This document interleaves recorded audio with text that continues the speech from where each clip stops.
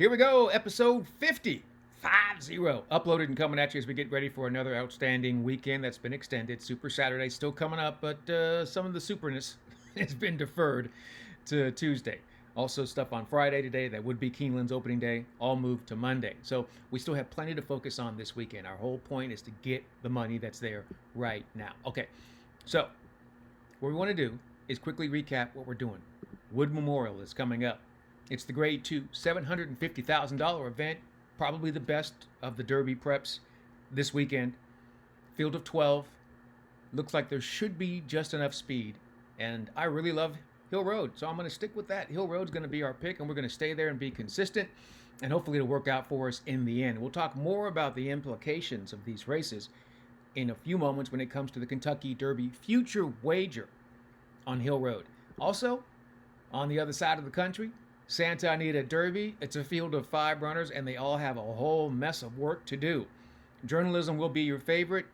I sincerely believe that Citizen Bull is not going to fight with Barnes on the front end. He's going to let him have it and sit just off of him, and I think he can reel him in, get the jump on journalism, and get past Barnes. Citizen Bull is the selection there, as we'll try to keep things going. Okay, so how does all this impact our last chance at being Nostradamus? That means the future wager for the Kentucky Derby. The last pool is coming up. It opened already on Thursday. It's going to close on Saturday, and it's going to close before those Derby prep races. So the results won't affect your odds, right? So let's take a look at what we're looking at, what we're dealing with here in terms of your horses. All right, let's go to the horse that we like, right? Our big thing in here is all about Hill Road. So once again, this is about the odds that will be locked in when the pool closes at 4 p.m. Eastern. Now, because Hill Road's running in this race and he's going to get some support, he opened up at 40-1 on this future wager. He will not close anywhere near this. So my question is, will I get better value on this future wager or on the day of? I still feel like even if Hill Road wins the Wood, he won't get a tremendous amount of support on Derby Day. So I feel pretty good about locking in. I'm probably going to be 20-1 when it's all said and done on the future wager for Hill Road. And I think I'll probably get a little shorter than that on Derby Day, maybe 15, 17. So I think I'm okay sticking with this particular future wager. Now, on the flip side of that, if you like Publisher, the maiden who's been getting better each time out, he's definitely going to be way higher than 25-1 Derby Day.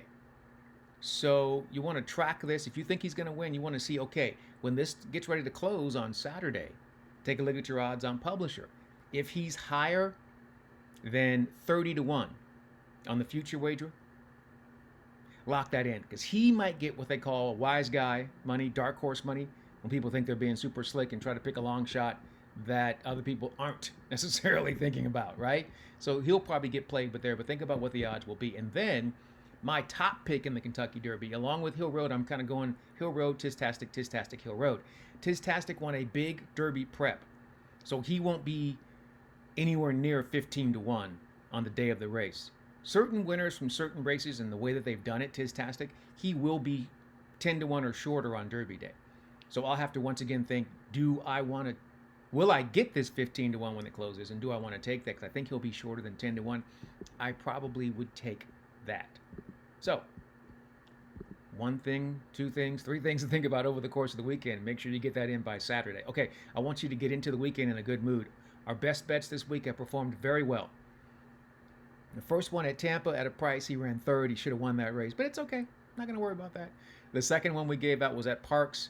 He was 6-1 morning line. Ended up getting bet down to be the post-time favorite at 5-2, and Vincento won that race. So it was nice to get $7 and change back on that. And then yesterday, Thursday, at Gulfstream Park, we had sponge time in the final race on the card. Rajiv Murad did a great job. We had 9-1, and he could not get past Dreamscape. He had the entire length of the stretch, and he just came up that. So that's one of those things where, as a player, first off, you have to have confidence and know, okay, I handicapped the crap out of that race. I knew exactly what the frick was going to happen. And we just lost by a nose. Okay. It's tough to take the loss, but it's also very encouraging to know my handicapping is on point. That's what this thing is all about, that confidence, and you're feeling good about your selections. So you just keep it pushing, right? So let's keep it pushing. Let's push our luck a little further. Y'all don't know, I used to be the Pk6 king. I love it. I've hit it 4 times. I hit 5 out of 6 a couple of times. It's always been fun. Now that they're back to $2 Pk6 and they stopped that bullshit with the jackpot, now it's worth playing. $100,000 carried over. Starts in race number 5 on the card coming up here on Friday. Let's take a look at our play. All right? Here's what we're going to do. You know how I am. I always keep it simple, never play big. I don't think I've ever played a Pk6 ticket larger than $48. Why would I? I'm not trying to buy it. I'm trying to hit it. So, take a look at what we're working with. You know, in that first leg, race number 5 is one of those maiden races where you're like, holy crap. The favorites are extremely disappointing, including the morning line favorite, Mutt Dillon. The 6 is at 2-1. Man, I love me some Jose Valdivia Jr., but he doesn't get the best stock, and this horse is not good. So I'm going to go against him and use Codebreaker, who should be closing and running them all down in the stretch. That's the 7 in race number 5. Race number 6, one of those situations where I just love it.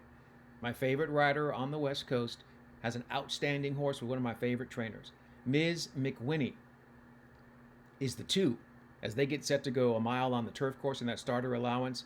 Great closing kick, third off the layoff. Doug O'Neill's the trainer, daughter of American Pharaoh. Giovanni Franco, my dude, is in the irons. I single there and I keep it moving and don't even think twice. Race number 7.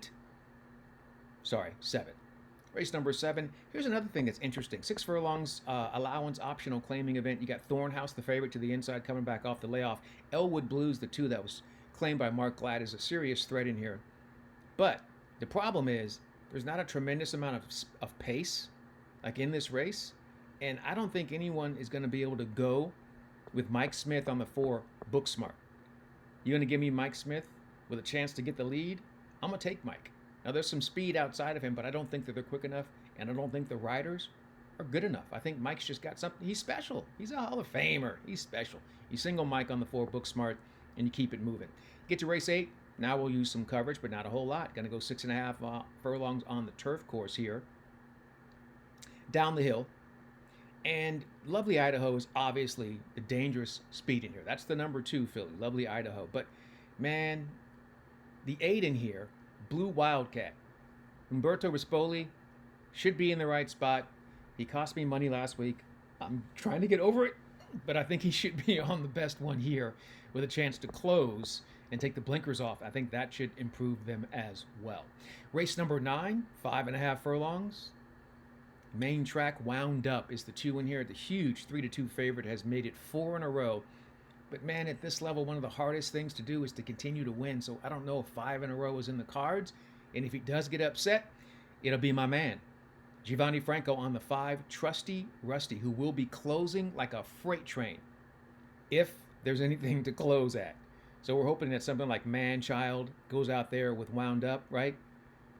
Little bit of pressure, and maybe even Halo Uncle to the outside might try to push that pace, and if they do, it's right in the hands of Giovanni with the 5 at a massive price. We're alive. We get to race number 10, which is the final leg. Another chance for Umberto Rispoli to ruin me. I got him on the 1. No poking around. A horse that's, I think, with the distance last few times is right there.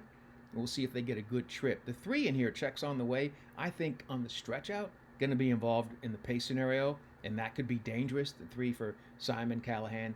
And then the horse that I really like is the 6, Dino Dave. He's a really nice closer, and if he gets the right setup, he will be motoring down the lane. There it is. We keep it simple. Think about that. You come through, it's a $24 ticket. There's going to be probably $700,000 to $800,000 in the Pk6 pool. I'm cool with that. Let's go ahead and hit that, and then feel really, really good about our status going into the extended weekend. Once again, Keeneland moved to Monday and Tuesday, so it's an extended weekend, right? We get action on Friday here on the West Coast. Saturday, you've got Aqueduct and action on the West Coast. And of course, Gulfstream and everything else is in the mix. Sunday, everything else stays the same. And then Monday and Tuesday, Keeneland really fills up what would normally be slow or dark days in horse racing on Monday and Tuesday. I'll see you then. Have a great weekend. Let's cash these tickets and keep this momentum going as we're building. And then come Friday and Saturday, that first weekend in May, boom, we explode. for life-changing scores. That's the plan. All right. In the meantime, in between time, until next time, that's going to do it for us here on Horse Race Bets. And I will see you next time. I'll probably see you Tuesday. Until Tuesday, good luck and enjoy whatever you're into.